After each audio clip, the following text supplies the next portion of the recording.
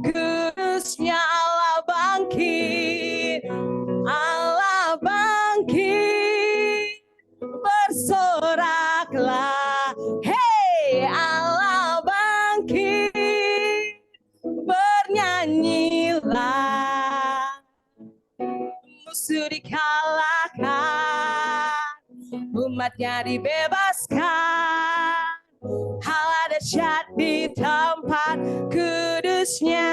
Stop dulu mas, stop. Nanti buat teman-teman pas Allah bangkit, jawabnya semangat dong. Allah bangkit bersoraknya. Hey, seperti itu ya. Sepakat ya? Biar nggak lemes-lemes nih. Nanti makan siang disponsori, tenang. Oke, kita ulang lagi ya. Kerahkanlah kekuatan nyala sampai kita bertepuk tangan.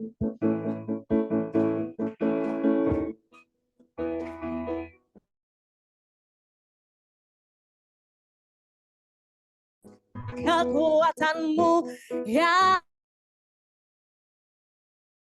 Allah, tunjuk kuasamu ya Tuhan, serahkan musuhmu,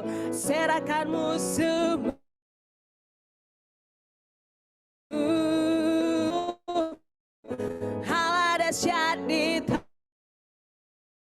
tempat kudusnya, Allah bangkit bersoraklah,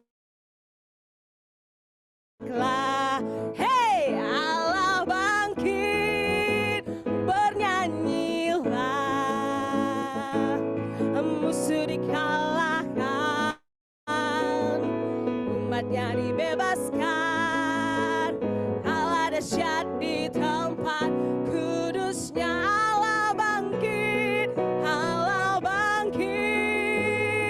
bersoraklah, Allah bangkit bernyanyilah, musuh dikalahkan, umatnya dibebaskan, Allah dahsyat di tempat kudusnya, Allah dahsyat di tempat kudusnya, Allah dahsyat di tempat kudusnya, Allah dahsyat di tempat kudusnya, Allah dahsyat di tempat kudusnya.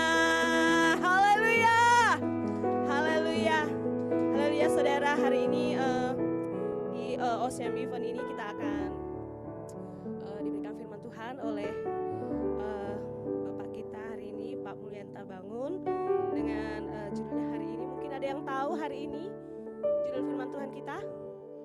A gentle heart ya. Saya tadi sambil cari-cari ya saudara ya tentang kelemah lembutan, itu ada di Amsal 15 ayat 1, bahwa jawaban yang lemah lembut meredakan kegeraman, tetapi perkataan yang pedas membangkitkan amarah, katanya saudara. Jadi hati yang lemah lembut itu bisa meredam amarah kita, seperti itu ya. Mungkin nanti akan ditambahkan lagi dengan firman Tuhan hari ini. Jadi sebelum kita menyambut firman Tuhan, kita akan menaikkan pujian penyembahan kita hari ini. Haleluya. Ku cari wajahmu, temukan kasihmu. Haleluya.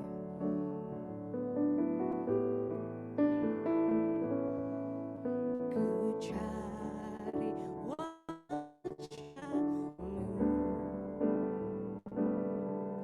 wajahmu, temukan kasihmu. Kau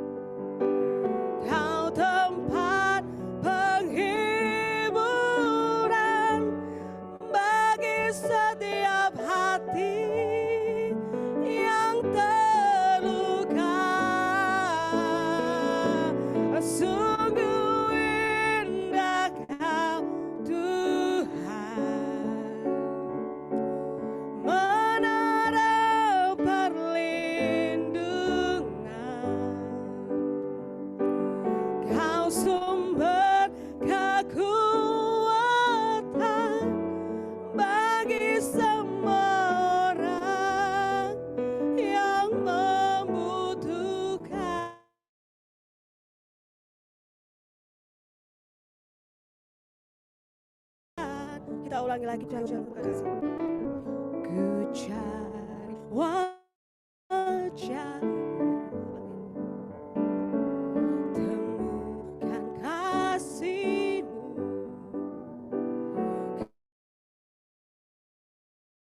Kau bukan Tuhan yang jariku, ku panggil nama, ku dengar jawab-Mu.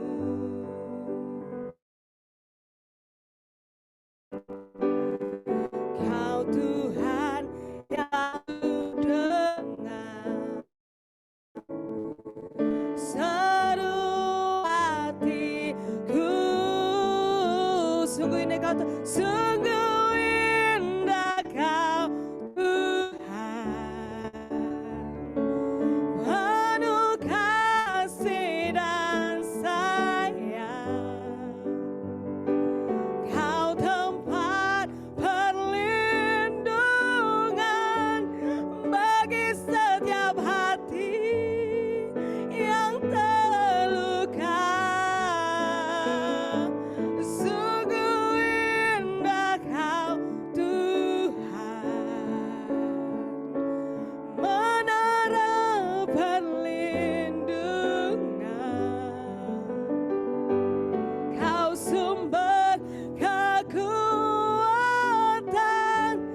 bagi semua orang yang membutuhkan. Sungguh indah Kau Tuhan,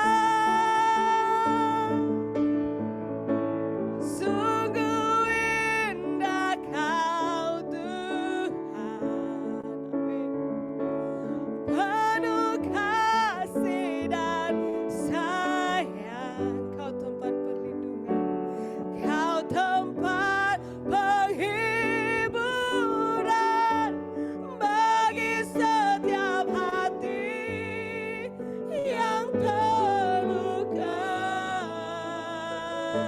Sungguh indah Kau Tuhan, menara perlindunganku, menara perlindungan.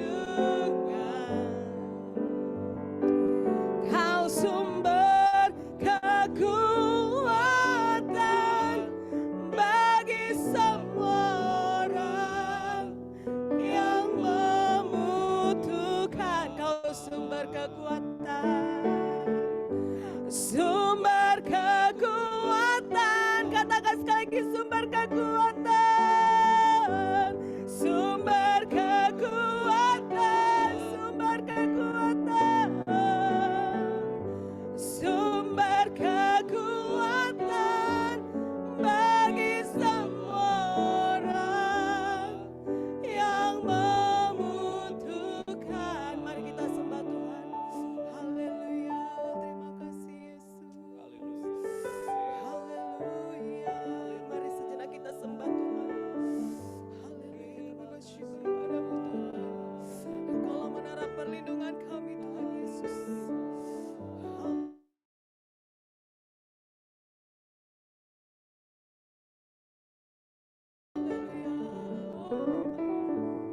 Haleluya.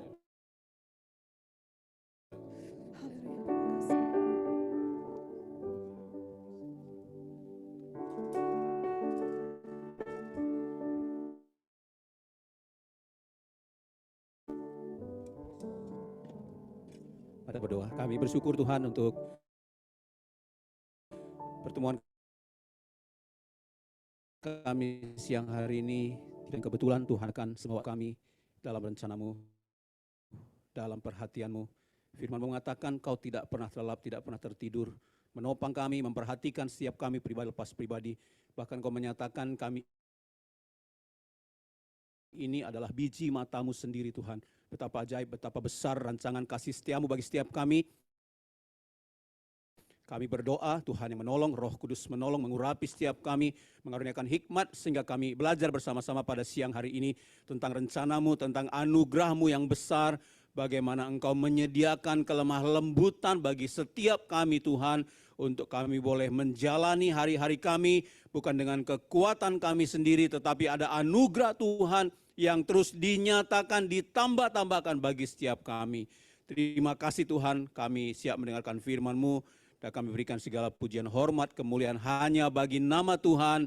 Di dalam nama Tuhan Yesus Kristus, setiap kita yang siap mendengar firman sama-sama katakan amin. Silakan duduk rekan-rekan semuanya. Ya, selamat siang untuk kita semua. Bersyukur hari ini kita bisa belajar kembali ya, menyediakan waktu luar biasa semua kita di tengah-tengah kesibukan. Kebetulan pas istirahat ya, semua orang sedang berjuang. Ya, dan kita bersyukur kehidupan yang memang layak untuk kita perjuangkan bersama-sama. Ya, kan ada satu tujuan Tuhan yang besar bagi kita semuanya.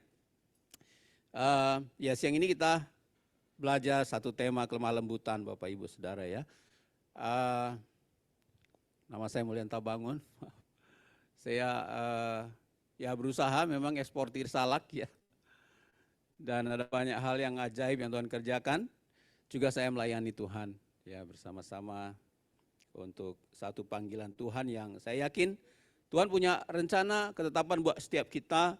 Saya nggak pernah kepikir ya, jadi bisa eksportir. Menurut saya sangat jauh dari usaha itu. Tetapi bagaimana Tuhan secara ajaib menyatakan mujizat keajaiban sampai hari ini.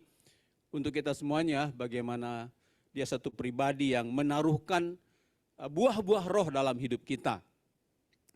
Ya, dalam satu firman, Galatia pasal 5, 22-23, firman Tuhan berkata, tetapi buah roh ialah kasih, sukacita, damai sejahtera, kesabaran, kemurahan, kebaikan, kesetiaan, kelemah lembutan, penguasaan diri. Tidak ada hukum yang menentang hal-hal itu.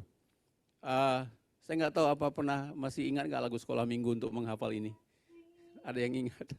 Kasih, sukacita, damai sejahtera. Nah gampang ya untuk ngingetnya gitu ya. Karena 9 nggak mudah juga. Tetapi mari bersama-sama kita mengingat kembali tentang karunia, anugerah yang diberikan kepada setiap orang yang percaya.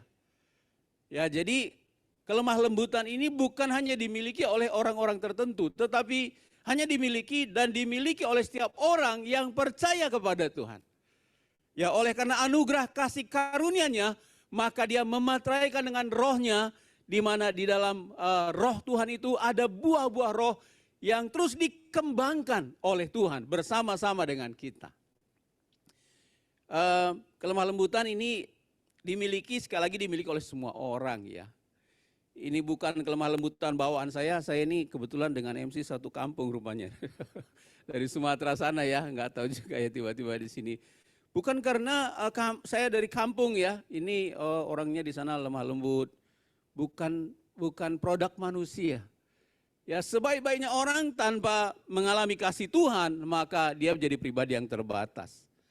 Tapi bersyukur bahwa setiap orang yang percaya dikaruniai buah roh, salah satu namanya.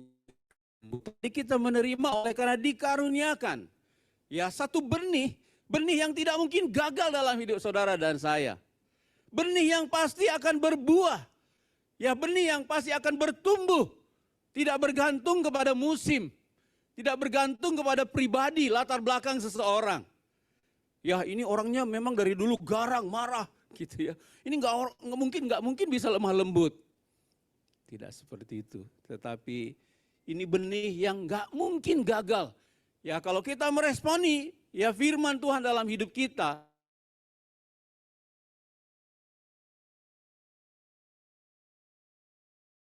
maka bertumbuh. Tapi 9 buah roh itu akan terus bertumbuh.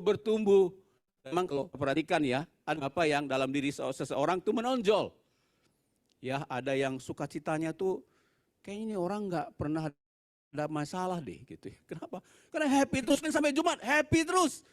Ya, ada orang yang kesabarannya itu luar biasa.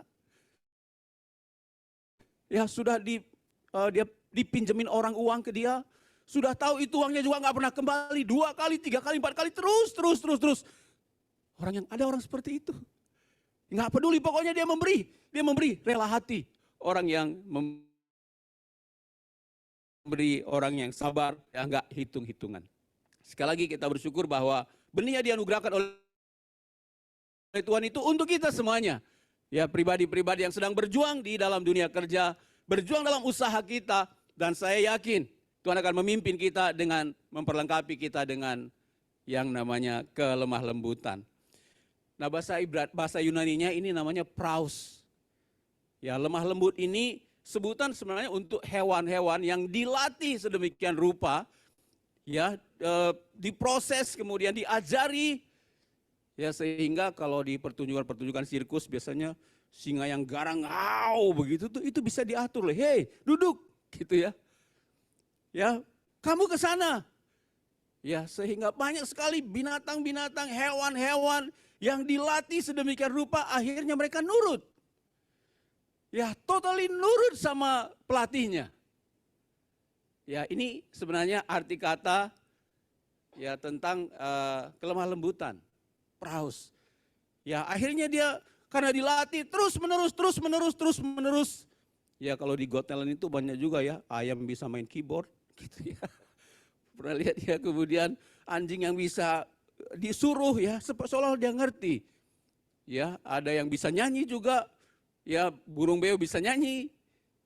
Ya, dan banyak hal, banyak sekali yang sebenarnya sangat sulit bisa diatur. Tetapi kita bersyukur ya, bahwa semua itu bisa dilatih, bisa diajari. Sehingga dia nurut sepenuhnya kepada pelatihnya. Nah, sebenarnya ini maksud dari arti daripada lemah lembut. Nah, melalui setiap proses latihan-latihan sampai akhirnya sesuatu yang sebenarnya sangat sulit untuk dilatih, sulit diajari, dan dia akhirnya bisa mengerti. Nah, terlebih kita Bapak Ibu Saudara ya, rekan-rekan semuanya, saya percaya ya Tuhan juga sedang melatih kita lewat buah roh yang dianugerahkan, dikaruniakan kepada kita semuanya. Nah, lemah lembut bukan berarti orang yang lemah gitu ya. Orang yang lebay, ya, orang yang caper atau baper dan sebagainya ya. Bukan orang-orang yang gampang menyerah. Bukan orang-orang yang tidak berdaya. Ya, lemah lembut itu sebenarnya orang yang kuat. Orang yang tangguh, tidak cepat menyerah. Orang yang handal. Ya, jadi lemah lembut itu bukan orang yang seperti kita pikir, wah ini orangnya penampilannya sih kelihatannya nggak ada banyak hal yang kita bisa harapkan dari orang ini. Jadi sekali lagi, lemah lembut intinya orang yang tunduk kepada Allah. Ya, mau terbuka untuk diajar. Pribadi yang rendah hati. Ya, tidak mengandalkan diri dan tidak mengandalkan kekuatannya sendiri, rendah hati, menjadi pribadi yang gampang diatur, menjadi pribadi yang gampang diarahkan. Oleh karena melewati proses-proses, ya, pergumulan-pergumulan, keadaan-keadaan, situasi-situasi yang tidak mudah, dan bagi kita bersama-sama juga kita percaya bahwa Tuhan adalah pribadi yang mengasihi kita semua.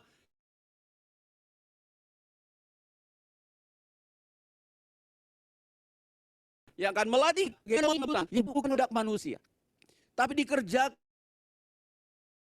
oleh Roh Tuhan ketika firman dengan benar. Kita menyimpan setiap perkataan-perkataan Tuhan dengan benar dalam hati kita. Maka sebenarnya semua kita memiliki kesanggupan yang tidak terbatas untuk terus mengalami pertumbuhan menjadi pribadi yang rendah, yang lemah lembut. Sekali lagi, bukan orang yang baper, tetapi orang-orang yang tidak menyerah sekalipun menghadapi tantangan dalam hidupnya. Itulah kelemah lembutan yang Tuhan anugerahkan, yang Tuhan ingin tumbuhkan dalam hidup setiap kita untuk menghadapi banyak tantangan di dunia kerja, di dunia usaha, yang hari-hari ini sulit untuk kita pahami, sulit untuk kita atasi dengan kekuatan kita sendiri. Tapi puji Tuhan, kita bersyukur bersama-sama hari ini belajar sedikit tentang bagaimana kelemah lembutan Tuhan anugerahkan bagi kita semuanya. Bagaimana itu bisa bertumbuh dan apa yang kita bisa alami ketika kita terus ya menyimpan firman, belajar bertumbuh, membangun hubungan, meresponi dengan benar setiap pernyataan-pernyataan Tuhan melalui rohnya yang dimateraikan dalam hati kita, sehingga buah-buah roh itu terutama dalam kelemah lembutan akan terus berkembang, akan terus bertumbuh. Ya, sekali lagi saya katakan ada 9 roh itu dalam diri masing-masing orang, itu ada sesuatu yang kadang lebih dominan. Tetapi kita percaya bukan hanya di satu buah saja, tetapi Tuhan ingin mengembangkan itu dalam hidup setiap kita. Nah, rekan-rekan semuanya, saya coba renungkan ya dalam firman Tuhan, ternyata ada banyak pribadi yang awalnya bukan orang yang lemah lembut, bahkan orang yang nggak pede, orang yang kasar, orang yang merasa gagal. Tapi ternyata setelah mereka meresponi firman Tuhan, mereka mengalami perubahan yang luar biasa. Salah satunya adalah Musa. Ya, nah firman Tuhan katakan Bilangan 12 ayat 3, adapun Musa ialah seorang yang sangat lembut hatinya. Ya, lebih dari setiap manusia yang di atas muka bumi. Nah, kalau kita baca Bilangan 11, itu sebenarnya situasinya bagaimana orang-orang Israel ngamuk sama Tuhan. Kami mau makan daging, katanya. Kami mau makan daging. Ya, kenapa kami dibawa ke tempat ini? Kami susah makan. Ini makannya cuma mana, begini terus, begini terus. Dan mereka marah kepada Musa, mengingat bagaimana dulu waktu mereka di Mesir, mereka bisa menikmati banyak makanan. Kami pengen makan daging. Ya, bahkan dikatakan ada orang-orang bajingan di tengah-tengah bangsa Israel. Saking rakusnya, jadi di Bilangan 11 ini, mereka marah kepada Musa. Dan Musa akhirnya berdoa kepada Tuhan, ini gimana Tuhan? Masa akan kau membiarkan aku ya memimpin bangsa Israel ini yang seperti ini, tegar tengkuk, keras kepala, cepat berubah, ngalamin mujizat, tapi tiba-tiba sudah berubah lagi. Kami pengen makan daging. Ya. Nah, inilah situasi yang dihadapi oleh Musa pada waktu itu. Nah, tapi luar biasa. Ya, Musa meresponi bukan dengan emosinya, tetapi sekalipun dia sempat tawar-menawar dengan Tuhan. Kenapa seperti ini Tuhan? Ya, di tengah-tengah hal-hal yang luar biasa yang dihadapi untuk memimpin bangsa Israel. Bukan satu hal yang mudah. Kalau kita lihat bagaimana Musa, waktu dia ada di istana Firaun, dia pribadi yang sebenarnya memiliki segalanya. Ya, tetapi karena ada sesuatu yang Tuhan taruh di dalam hatinya, panggilan Tuhan yang mulia dalam hidupnya. Ya, sehingga dalam proses pertumbuhannya, waktu dia melihat orang Mesir, ya melukai orang Ibrani, orang Israel, maka dia bangkit, dia bunuh orang Mesir itu. Dia pikir dia seorang pahlawan yang hebat. Tapi ternyata bukan seperti yang Tuhan mau. Singkat cerita, waktu dia berpikir ketahuan apa yang dia lakukan, maka dia kabur, dia pergi ke padang gurun. Nah, itu bagian kedua dalam kehidupan Musa, bagaimana dibentuk oleh Tuhan, seorang pribadi yang bukan orang yang lemah lembut pada awalnya, tapi orang yang emosi, penuh emosi, orang yang merasa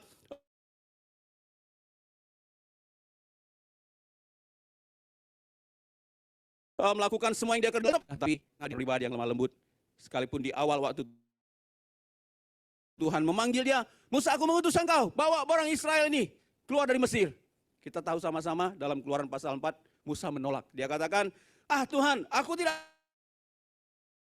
pandai bicara, dahulu pun tidak, dan sekarang engkau berfirman kepadaku, hambamu, sejak engkau berfirman kepada hambamu pun tidak. Sebab aku berat mulut dan berat lidah. Tuhan katakan, aku.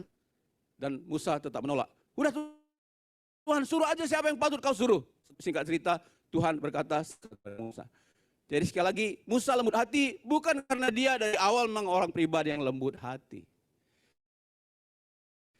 Tapi dia yang mau mengalami Tuhan, mau meresponi sekalipun dengan cara-cara yang salah. Ya, tetapi kita sekali lagi bersyukur, mari kita akan belajar sedikit tentang 4 hal bagaimana Musa akhirnya jadi pribadi yang mengalami kelemah lembutan dalam hidupnya, bahkan sampai akhir hidupnya.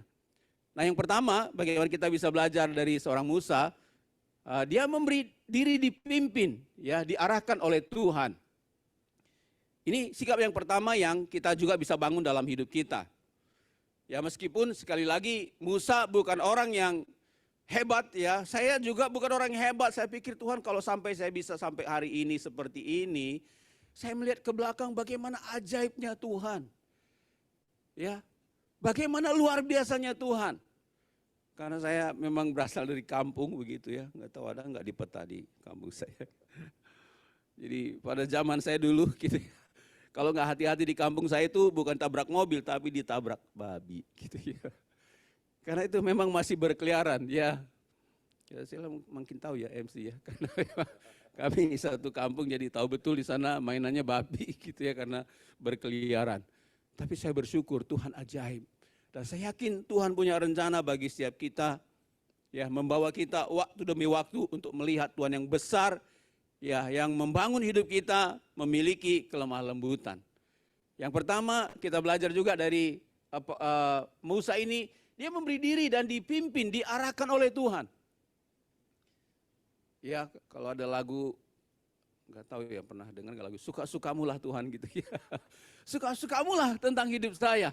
Mau kemana engkau bawa sajalah. Pekerjaan seperti apa yang saya harus lakukan, bagaimana saya harus melakukannya, mau jadi seperti apa Tuhan dalam hidup saya, suka-suka Tuhan lah. Ya saudara, saya ingat ya dengar pernah beberapa rekan-rekan, teman-teman, sebenarnya dia ada satu tawaran pekerjaan yang lebih tinggi gajinya, lebih baik kedudukannya, tapi waktu dia doa kepada Tuhan, Tuhan bilang jangan. Wah, saya bilang ini orang kok bisa ya? Padahal gajinya lebih tinggi, kedudukannya juga lebih oke, semua fasilitasnya lebih baik. Tapi waktu dia berdoa kepada Tuhan, dia dapat keyakinan, enggak, jangan, kamu tetap di situ. Luar biasa. Ya, memberi diri dipimpin, diarahkan oleh Tuhan. Keluaran 13 ayat 21, Tuhan berjalan di depan mereka pada siang hari dalam tiang awan untuk menuntun mereka di jalan, dan pada waktu malam dalam tiang api untuk menerangi mereka sehingga mereka dapat berjalan siang dan malam. Dalam segala keadaan, ya jalan-jalan mungkin yang saudara dan saya alami tidak mudah. Jalannya mungkin curam, berbatu-batu, berkelok-kelok, ya tanjakan, terjal. Tapi kita belajar bagaimana Musa memberi diri dipimpin oleh Tuhan. Jalan-jalan itu dilalui semuanya oleh karena Tuhan berjalan di depan. Situasinya tidak mudah, jalannya tidak mudah pun selama kita yakin memberi diri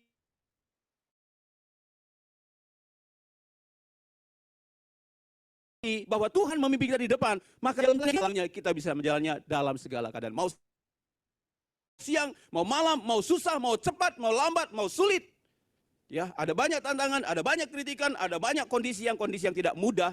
Tetapi ketika kita memberi diri dipimpin oleh Tuhan, saudara dan saya tetap akan menjadi pribadi yang lebih kuat.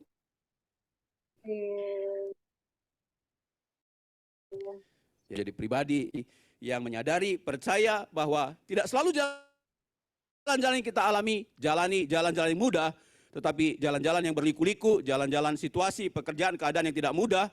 Ya, dalam usaha sekarang ada persaingan. Rekan-rekan ya, di ekspor itu juga hari-hari ini kalau kita lihat, wah ekspor impor itu luar biasa, kemajuannya luar biasa. Ya, tantangannya tidak mudah, tapi saya katakan saya percaya Tuhan. Waktu saya mendapatkan ini pun saya nggak cari-cari yang bagaimana mati-matian saya mencari, tapi saya melihat bagaimana Tuhan menyediakan, membuka kesempatan sehingga saya bisa berjalan. Saya yakin juga Tuhan punya jalan yang luar biasa untuk kita semuanya. Amin. Ya, Tuhan punya luar biasa. Jalan-jalan yang ditetapkan untuk kita bersama-sama terus menjadi pribadi memiliki kelemah lembutan yang bertumbuh makin lama, makin bertumbuh, makin lama, makin baik sehingga bukan pribadi kita ya, Bapak Ibu ya, rekan-rekan semuanya, tapi orang melihat sesuatu yang berbeda dalam diri saudara dan saya oleh karena memang Tuhan yang menyatakannya. Tuhan yang memancarkannya. Ya, Tuhan yang membuat orang melihat, percaya kepada saudara, sehingga ya saya bisnis dengan Bapak saja. Sebenarnya orang lebih bagus presentasinya. Sebenarnya ini orang lebih keren dalam penampilan menawarkan produk salaknya. Tapi saya kerjasama dengan Bapak. Gitu ya. Dan saya ngalamin itu. Ya, karena saya pikir saya sangat terbatas dalam mempresentasikan, dalam membangun komunikasi, ya bahkan gagal di pertama. Tapi saya melihat bagaimana kemurahan Tuhan. Bagi kita yang memberi kesempatan membuka hati untuk kita bisa tetap bertumbuh, memiliki kelemah lembutan. Yang kedua yang kita bisa belajar dari Musa, merindukan pribadi Tuhan lebih daripada yang lain. Nah, jadi ini waktu ini Keluaran 33, di 32 itu waktu Musa sedang berdoa ya di Gunung Sinai, bangsa Israel melihat ini kemana kok Musa lama sekali. Ini kok lama, kita harusnya sudah selesai dan kita bisa pulang kembali. Nah, jadi waktu Musa masih belum kembali juga berdoa kepada Tuhan. Jadi bangsa Israel minta kepada Harun, udah buat kami apa saja yang kami bisa sembah. Ya, karena kami nggak tahu kapan Musa pulang, kapan Musa kembali. Singkat cerita, akhirnya Harun ngumpulin emas.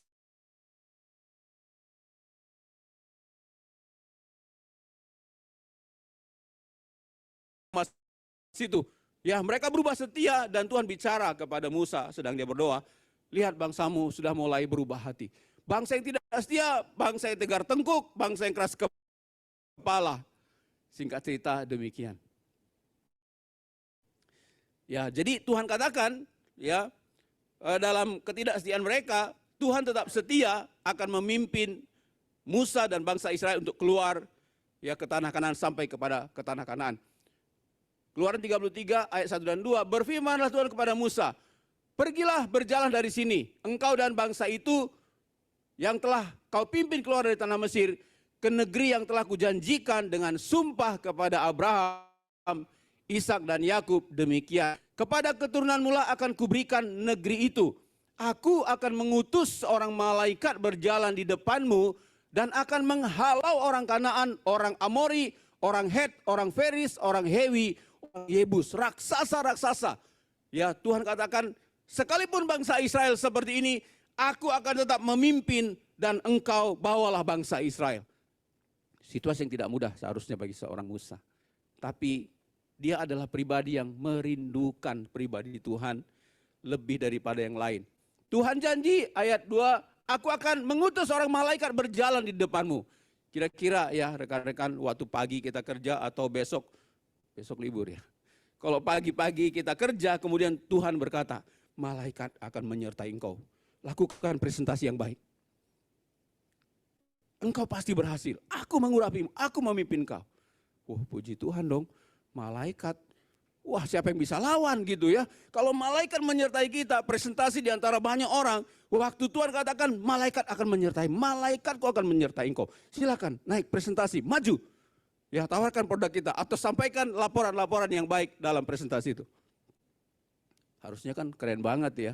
Kalau malaikat Tuhan itu siapa yang bisa lawan.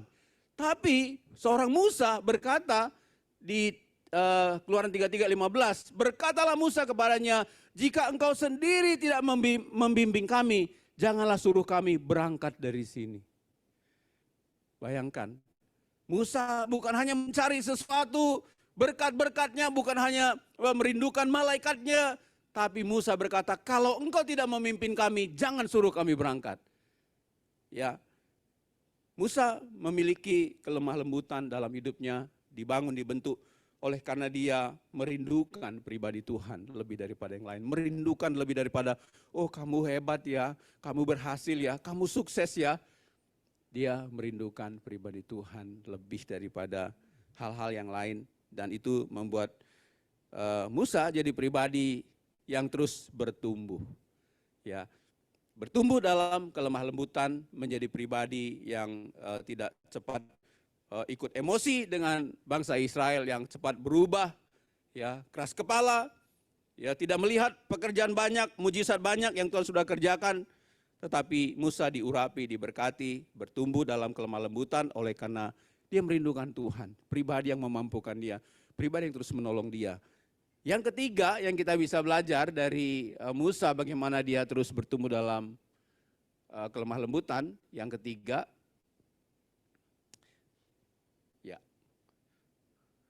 ya, Musa rela berkorban untuk umat Tuhan. Ya, saya bacakan dari Ibrani 11 ayat 25 mulai.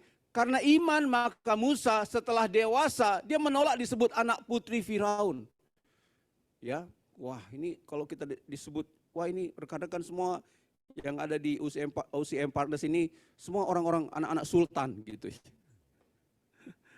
Ya, tapi dia katakan, firman Tuhan katakan, dia setelah dewasa menolak disebut anak putri Firaun, dia lebih suka menderita sengsara dengan umat Tuhan, dengan umat Allah daripada untuk sementara menikmati kesenangan dari dosa. Ia menganggap penghinaan karena Kristus sebagai kekayaan yang lebih besar daripada semua harta Mesir, sebab pandangannya ia arahkan kepada upah. Karena iman maka ia telah meninggalkan Mesir dengan tidak takut akan murka raja. Ia bertahan sama seperti ia melihat apa yang tidak kelihatan. Luar biasa. Ya, Firaun kalau Musa didapati dan dia tertangkap maka tidak ada pilihan lain kecuali dihukum mati. Tapi firman Tuhan katakan Musa tidak takut. Ya, dia merasa kehormatan yang luar biasa yang besar yang harus dia perjuangkan untuk bisa memimpin bangsa Israel, umat tebusan Tuhan. Dan dia fokus untuk rela berkorban, ya sekalipun taruhannya adalah nyawanya sendiri. Ya, waktu Tuhan marah ketika bangsa Israel menyembah patung emas itu, Keluaran 32 ayat 32, Musa membela dengan luar biasa. Dikatakan, tetapi sekarang kiranya engkau mengampuni dosa mereka itu. Dan jika tidak, hapus karena kiranya nama dari dalam kitab yang telah kau tulis. Ya, dia rela kehilangan bonus ya, apa tuh? Dia rela kehilangan bonus gitu ya. Ya, untuk mempertahankan bahwa ya saya ada kenal orang-orang yang satu sisi kelihatan orang nggak suka ya. Jadi dia pegawai negeri begitu ya. Kemudian dia dinas keluar kota. Nah, dia nginep di rumah saudaranya gitu. Terus ada gitu ya. Nah, terus dia kembalikan.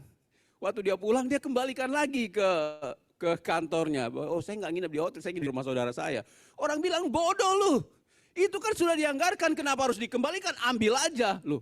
Memang saya nggak nginep di hotel begitu ya. Itu jadi sedikit perdebatan. Nah, tapi sama-sama dia mau. Ya, dia tetap lakukan, ya sekalipun dikucilkan dengan sikapnya yang sepertinya nggak bersahabat gitu ya, nggak ngikutin yang lain.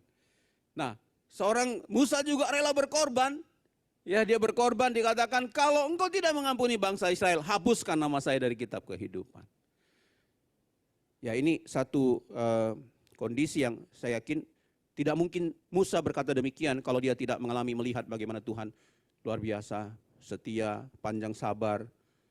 Ya, hitung-hitungan Musa harusnya Tuhan ini ya sudah meninggalkan bangsa Israel, tetapi ternyata Tuhan tetap setia memimpin bangsa Israel. Dan hati itu bertumbuh, ya kerelaan itu bertumbuh dan dia memberikan hidupnya bahkan rela berkorban ya untuk umat Tuhan, bangsa Israel yang tegar tengkuk, bangsa Israel bukan orang yang sebenarnya layak untuk dikasihi, layak untuk diperjuangkan, layak untuk dibela, tetapi Musa belajar tentang kelemah lembutan yang dari Tuhan. Itu bukan cari nama, tapi mengalami Tuhan, bagaimana Tuhan berkehendak, apa yang ada dalam hati Tuhan dianugerahkan kepada Musa, sehingga Musa lebih memilih, lebih condong, bahkan seperti Yesus, seperti Tuhan rela berkorban, mulai dari perjanjian lama sampai perjanjian baru, ternyata itu bertumbuh dalam diri seorang Musa. Tadi di awal MC sudah sampaikan ya, orang lemah lembut itu meredakan amarah gitu ya. Ya, orang lemah lembut itu juga bisa memimpin, ya, mengarahkan orang yang berdosa, orang yang melakukan pelanggaran dengan roh yang lemah lembut, ya, sehingga orang kembali kepada Tuhan. Memimpin itu memulihkan, ya, menasihati, menuntun sehingga orang itu kembali melakukan hal yang benar. Saya ingat berapa puluh tahun lalu, ketika saya masih kuliah, ada satu orang yang datang ke saya, dia ikut dalam persekutuan, kemudian akhirnya pulang persekutuan dia bilang, Pak ke rumah saya, Bang ke rumah saya, karena waktu itu mahasiswa. Nah, waktu saya ke rumahnya, Bapak Ibu, rupanya dia kumpulkan 2-3 lembar pertanyaan-pertanyaan. Ini kenapa begini? Emang Tuhan ada? Emang begini? Benar enggak? Begitu? Waduh, pusing saya. Saya bilang saya enggak tahu jawabannya. Ada banyak pertanyaan yang saya enggak bisa jawab. Singkat cerita, di pertanyaan terakhir saya juga enggak bisa jawab. Udah hampir jam 1 malam waktu itu. Ya. Akhirnya dia malam itu dia berkata, baiklah kalau begitu Bang, saya bertobat. Hah? Bertobat, doakan saya doakan. Dan Bapak Ibu, ada banyak perubahan yang Tuhan kerjakan dalam hidupnya. Dan hari ini dia jadi salah satu staf sus Ibu Sri Mulyani. Hari ini wah saya bilang Tuhan ajaib ya. Ajaib banget ini orang sebenarnya nggak ada nggak ada kandidat untuk bisa ke sana, tapi luar biasa Bapak Ibu. Hari ini dia jadi staf sus Menteri Keuangan kita. Ya, yang terakhir ya, bagaimana kita menjadi pribadi, bertumbuh menjadi pribadi yang lemah lembut.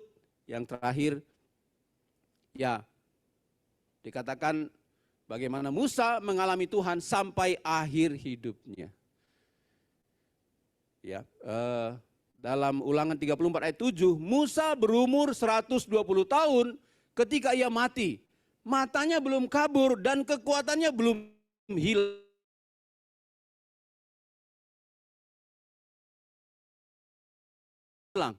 Ya, yang Tuhan bicara sebelum kabur, firman Tuhan katakan.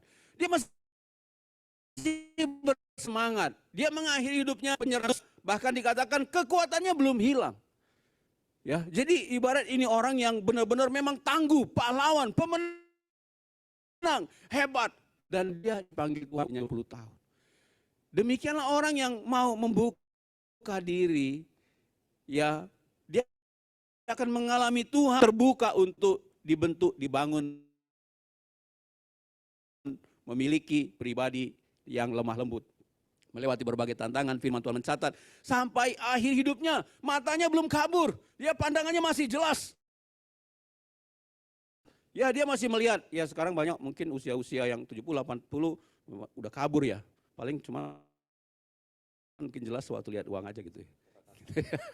Tapi kalau lihat ini apa nih, baca firman udah kabur gitu, udah nggak jelas. Tapi saya yakin, ya Tuhan mengadakan buat saudara saya untuk kita bisa memiliki semangat bahwa tujuan Tuhan, pandangan Tuhan jauh ke depan yang dianugerahkan bagi saudara saya. Sekalipun ada tantangan, ya hari ini saya mengalami banyak tantangan dalam usaha saya. Ya karena dulu saya pemain tunggal begitu ya, kemudian tahun kelima mulai ada 1, 2, dan sekarang ada 6 eksportir ke Kamboja. Ya itu Kamboja cuma 20 juta loh penduduknya gitu ya. Ada 6 eksportir yang puluhan ton gitu ya. Ya gimana? Ya secara logika sulit buat saya. Tetapi saya percaya Tuhan kau punya cara. Situasi yang tidak mudah yang mungkin kita juga semua hadapi dalam pekerjaan kita. Percayalah waktu kita terbuka untuk terus dibangun buah-buah Roh Kudus itu. Khususnya tentang kelemah lembutan. Tidak bicara orang yang lemah tapi bicara orang yang teguh. Orang yang dapat diandalkan, orang yang menghadapi setiap tantangan oleh karena mengalami penyertaan Tuhan sampai akhir hidupnya. Ya, belum hilang kekuatannya, matanya belum kabur. Itulah Tuhan yang juga akan mengurapi, memberkati kita dalam hidup kita hari ini. Matius 5:5, berbahagialah orang yang lemah lembut karena mereka akan memiliki bumi. Ada warisan yang Tuhan anugerahkan buat kita semuanya.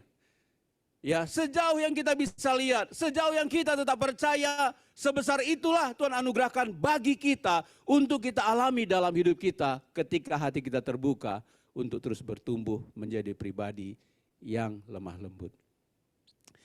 Ya, mari semangat bersama-sama rekan-rekan untuk terus memperjuangkan ya apa yang memang patut kita perjuangkan oleh karena Tuhan yang memanggil kita, menganugerahkan rohnya ya, dan dikatakan ada buah-buah salah satunya kelemahan yang diarahkan untuk kita mengalami sampai akhir hidup kita penyertaan Tuhan, bahkan berkat-berkat Tuhan itu terus akan bertambah. Satu ayat terakhir, demikianlah kuberikan kepadamu, Yosua 24 ayat 13, demikianlah kuberikan kepadamu negeri yang kamu peroleh tanpa bersusah-susah dan kota-kota yang tidak, tetapi kamu diam di dalamnya, juga kebun-kebun anggur, kebun-kebun zaitun yang tidak kamu tanami, kamulah yang makan hasilnya. Nah rekan-rekan, saya percaya Tuhan punya mimpi, punya rencana besar buat kita semuanya. Untuk hari depan yang besar, hari depan yang luar biasa. Bukan biasa-biasa, bukan keberhasilan seadanya. Tapi saya percaya itulah yang membuat Tuhan terus bersemangat atas saudara dan saya. Ya, untuk kita tidak menjadi pribadi yang kalah, pribadi yang cepat patah semangat, tapi Dia menganugerahkan. Karena Tuhan punya rencana yang besar lewat saudara dan saya. Bukan hanya untuk diri kita, tapi bagi kepentingan banyak orang. Ya, ya dari ayat ini juga saya dapat berkat. Ya, dari Yosua 24:13 dikatakan, kuberikan kepadamu kota yang tidak kamu dirikan, tetapi kamu yang diam di dalamnya, juga kebun anggur, kebun zaitun yang tidak kamu tanami, kamu yang makan hasilnya. Ya, bagi saya kebun salak yang kamu tidak tanami, tapi kamu makan hasilnya. Ya, singkat cerita ada 1.200 orang petani diberkati. Ketika mulai ekspor 7 tahun, 8 tahun yang lalu itu ekspor perdana.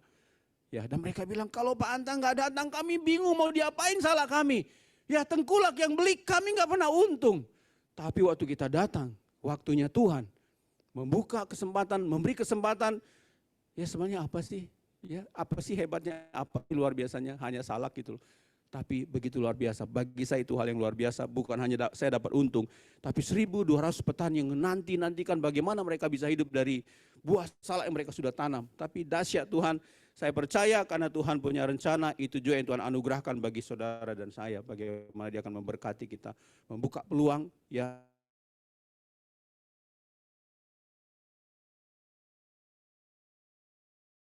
waktu kita buah, kita bertumbuh dalam hubungan kajian kita semuanya. Ya, saya percaya ya. Sekarang satu lagi, saya tinggal di Asembari sini, termasuk masih Kelurahan Tebet gitu ya. Saya nggak pernah mimpi tinggal di Tebet. Dari mana uangnya? Jadi waktu saya dulu 2004 kami di situ, waktu istri saya bilang, Pak cari kontrakan, kita udah bisa kontrakan. Saya cari itu di Bekasi, di dalam-dalam sana. Kenapa? Karena saya nggak nyampe. Dari mana uangnya? Mikir punya rumah di Tebet nggak mungkin. Ya, istri saya ternyata punya catatan di Google-nya, rumah kami di Tebet. Makin saya baca, gimana sih ini? Maksudnya gampang aja nulis. Tapi dari mana? Singkat cerita, kami tinggal di sana. Dan saya percaya itu hanya hal yang kecil. Tuhan punya rencana yang besar untuk kita semuanya, memberkati kita ketika hati kita terbuka untuk kita terus belajar menjadi pribadi yang lemah lembut, pribadi yang tangguh, dapat diandalkan. Masalah banyak, nggak menyerah. Ya, tapi kita akan terus diberi anugerah, menyertai Tuhan. Tuhan menyertai kita sehingga sama seperti apa yang dialami oleh Musa. Ya, dia berumur 120 tahun, ketika ia mati, matanya belum kabur, kekuatannya belum hilang. Saudara saya tidak akan kekurangan, tetapi semua yang dianugerahkan Tuhan akan terus ada. Supaya apa yang menjadi rencana Tuhan, membuat saudara dan saya menjadi pribadi yang lemah lembut, menjadi berkat bagi banyak orang. Paling tidak bagi rekan-rekan kita ya. Ya, saya bersyukur rekan-rekan saya, sebenarnya orang Kamboja, dia kan bisa aja cari yang lain juga ya. Tapi sampai hari ini aku hanya percaya sama Pak Anta. Jadi itu satu ketika sebelum pandemi saya datang ke sana, kemudian dia katakan waktu kami makan malam, dia tunjukin ke saya WA. Pak Anta ternyata selama ini bohongi saya. Kok bisa Pak? Ya ini buktinya nih, ada orang nawarin saya salak lebih murah dari Bapak. Wah, saya bilang saya lihat. Ya kalau Bapak mau segitu harganya boleh, tapi kan selama ini saya garanti Pak untuk quality. Saya garanti, Bapak bilang rusak 200 kilo, busuk 400 kilo, saya ganti. Oke, kalau Bapak mau, oke deh, saya ikut harga itu, tapi jangan komplain kalau ada masalah, saya bilang. Wah kalau gitu, akhirnya saya lihat, coba lihat gambarnya. Loh, waktu saya lihat gambarnya, itu ternyata gambar packing house kita diambil orang. Waduh, dan saya bersyukur sebelum pulang dari sana dia bilang, Pak Anta, mulai dari sekarang saya tidak pernah akan beli ke siapapun kecuali ke Pak Anta. Saya bilang garansi apa kalau bukan karena Tuhan? Gak punya garansi, kami gak punya MOU, gak ada hitam di atas putih, hanya pegangan itu. Ya memang harus ada di hitam di atas putih ya, tetapi saya melihat ketika Tuhan, kemurahannya ada dalam hidup saudara saya, Dia akan membuka jalan-jalan yang jauh lebih daripada ekspektasi kita. Mari kita berdoa. Tuhan terima kasih. Kau ajaib bagi kami, bagi setiap anak-anak-Mu di tempat ini, bagi setiap rekan kami yang sedang berjuang, yang sedang bekerja. Engkau memanggil kami bukan hanya sekedar hidup Tuhan, tetapi ada pekerjaan yang besar dan mulia.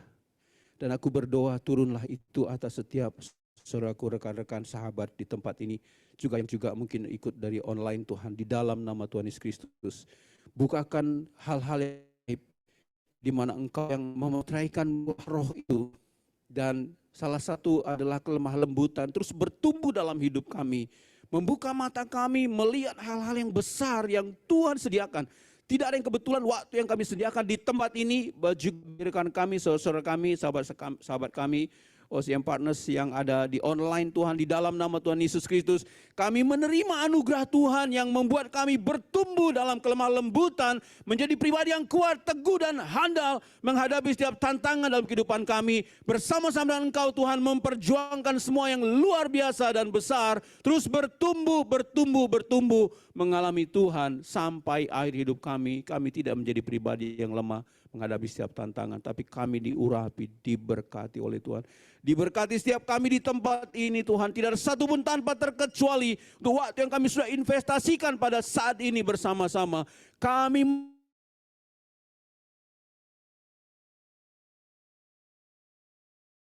menerima rohmu, terima panggilanmu bersama terus bertumbuh di dalam kelemah lembutan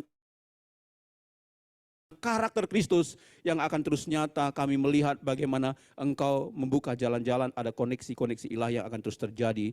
Namamu dimuliakan, kami mengalami peningkatan, firman-Mu berkata kami akan terus naik, tidak turun, menjadi kepala bukan menjadi ekor, karena ada perkenanan Tuhan dalam hidup kami.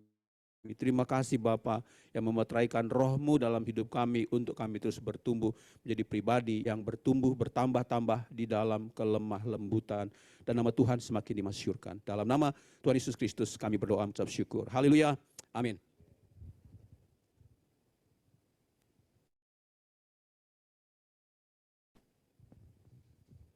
Shalom, puji Tuhan, firman Tuhan luar biasa ya, kami bersyukur mendengarkan kesaksian dan firman Tuhan dari Bapak Mulyanta Bangun ya, seorang eksportir salak dari nol ya, dulunya bisnis kabel, macam-macam lah bisnisnya, sampai akhirnya jadi eksportir salak terbesar di Indonesia sebetulnya, tapi mungkin sekarang lagi ada persaingan yang cukup kuat kali ya sekarang ya.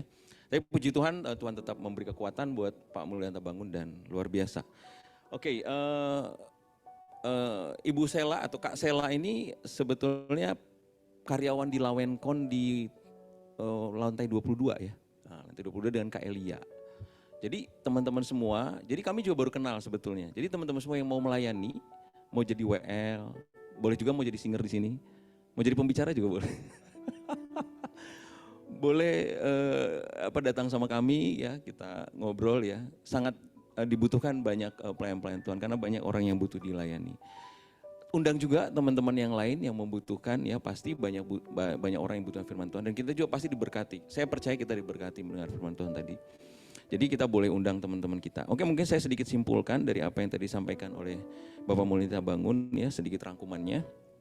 Jadi kelemah lembutan itu bukan sifat pribadi, tetapi Tuhan yang menganugerahkannya kepada kita ya. Itu adalah buah roh R-nya besar, roh ya. Roh Tuhan, bukan roh kita. Dan Tuhan yang memberikannya buat kita. Tinggal bagaimana kita mau memberi diri untuk dibentuk untuk mendapatkan kelemah lembutan. Ini buah roh yang paling berat buat saya. Kalau yang lain mungkin masih banyak ya yang bisa ya. Lalu dikatakan adalah untuk memiliki kelemah lembutan itu memberi diri dipimpin dan diarahkan Tuhan yang pertama. Yang kedua merindukan pribadi Tuhan lebih dari yang lain. Yang ketiga rela berkorban untuk umat Tuhan. Nah hasilnya adalah ternyata ketika kita lemah lembut, kekuatan kita tuh gak pernah hilang ya. Bahkan di umur 120 tahun, gak sakit-sakitan ya. Kalau kita baca firman Tuhan hampir gak ada loh tokoh Alkitab yang sakit-sakitan di akhir hidupnya. Salah satunya Musa ya. Kuat ya, gak sakit-sakitan, matanya belum kabur, tujuan hidupnya tetap jelas ya. Jadi itu benefit dari kita lemah lembut. Lalu yang kedua memiliki bumi ya. Memiliki bumi itu berarti mendapatkan warisan Tuhan, berkat-berkat Tuhan yang memang Tuhan sediakan buat kita. Nah, janji Tuhan buat kita ya, dan amin, dan luar biasa sebetulnya. Tanah yang berlimpah susu dan madunya ya, sesuatu yang luar biasa. Anggurnya tanah Kanaan itu kan anggurnya ranum ya, dan banyak sekali gitu, lebat sekali. Jadi ada janji Tuhan yang luar biasa buat kita semua. Mari kita memberi diri untuk menjadi orang yang lemah lembut ya. Kita berikan hidup kita kepada Tuhan. Oke, itu kesimpulannya mungkin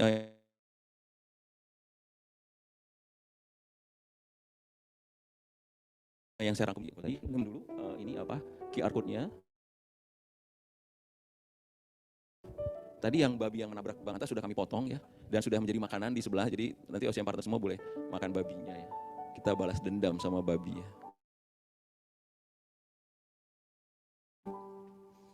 Babi panggang ya. Oke, kita berikan kesempatan sebentar 2 menit untuk scan dan memberikan offering.